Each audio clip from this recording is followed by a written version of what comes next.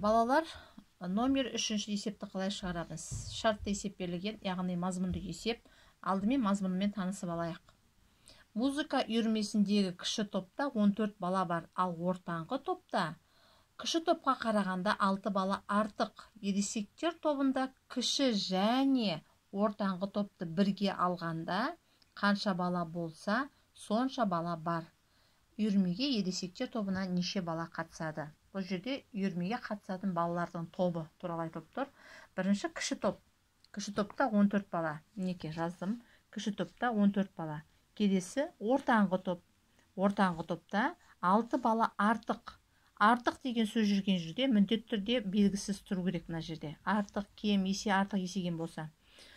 Қайсыдан? Мына кіші топтан 6-ы артық.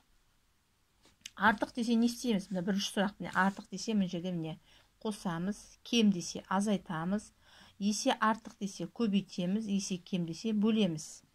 Енді ары қарай ересектер тобында дейді. Енді ересектер тобы.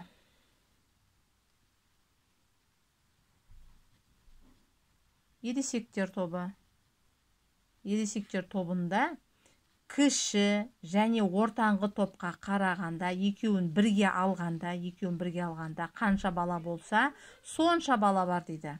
Бұны біз білмейміз. Сонша бала бар. Сонша дегеніміз қанша? Мына екеуін, мінекей, бірінші кіші топпен ортаңғы топты бірге алғанда, мынауда сонша бала бар екен. Екеуін бірге алғанда, екеуін қосқанда деген сөз ғой. Енді шешуіне барып қарайық. Шешуін табу үшін не істейміз? Алдымен мына сұраққа жауап берейік. Ортаңғы топ 6 бала артық дейді. 6 бала артық болса, біз не істейміз едік? Қосамыз едік. Сонда кіші топтағы 14 балаға ортаңғы топтың 6 баласын қосып 20 бала. Бұл 20 бала қай топтікі? Мына ортаңғы топтікі 20 бала. Кіші топ белгілі 14, ортаңғы топты таптық 20, енді ересектер тобын табуымыз керекпіз. Бізден осы топты сұрап тұр. Ересектер тобы айтады, мына кіші топ пен ортаңғы топты екеуін бірге алғанда дейді. Бірге алғанда дегеніміз екеуін қосқанда деген сөз. Сонда ересектер тобындағы бала саны шығады дейді. Ал енді шығарып көрейік. Кіші тобымыз 14, ересектер тобымызды 6 деп қайтадан пайдаланбаймыз. Біз 6-ның орнына мына 20-ны шығардық, міне қосып. Бұл жерде 6-ны енді пайдаланбаймыз, бір рет пайдаланғаннан кейін. Енді 20-ны түсіреміз. 14-ке 20-ны қосамыз, сонда болады 34. Сонда 34 дегеніміз ересектер тобындағы бала. Мінекей, ересектер тобының баласы сонда нешеу екен бізде? 34 екен. Жауабын жазамыз. Ересектер тобында 34 бала бар екен. Бала қатысады екен музыка үйірмесіне. Ән нұсқасы енді. Хорға 11-ші сынып оқушысы қатысады, ал 2-ші сынып оқушылары олардан 3 есе артық.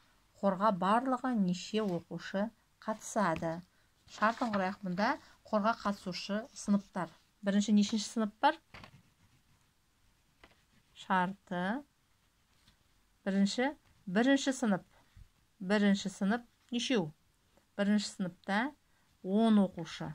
Оқушыны жақшаға алып қояқ, себебі 100 сияқты көрініп қалуы мүмкін. Содан кейін екінші сынып. Екінші сыныпта неше оқушы бар? Олардан 3 есе артық. Есе артық деген сөз жүрген жерде, мінекей 3 есе артық деп тұр. Міне, 3 есе артық десе, біз сұрақ белгісін міндетті түрде алдына қоямыз. Сұрақ белгісі 3 есе артық. Ол кімнен? Ол міне мына балалардан 3 есе артық. Енді сұрайды, барлығы дейді. Барлығы нешеу? Мінекей, барлығы белгісіз. Неше бала? Ал енді шешуін шығарайық. Біз білеміз, есе артық десе не істейміз? Есе артық десе көбейтеміз. Бірінші амалды көбейтумен шығарамыз. Мінекей, есе артық міне. Екінші амалда барлығын қалай шығарамыз? Барлығын қосамыз.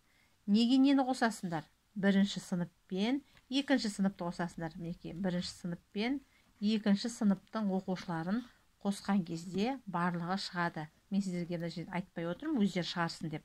Мінекей, 3 есе артық мынадан деп көрсетіп қойдым. Мінекей, сонда сіздер 10-ды 3 есе артық қыласыңдар мына жерге. Сосын ары қарай жауабын жазамыз. Жауабындағы не жазамыз? Жауабында мінекей екінші сұраққа жауап береміз. Барлығын сұрап тұр бізден. Қорға барлығы неше оқушы қатысады, соны жазамыз мына жерге.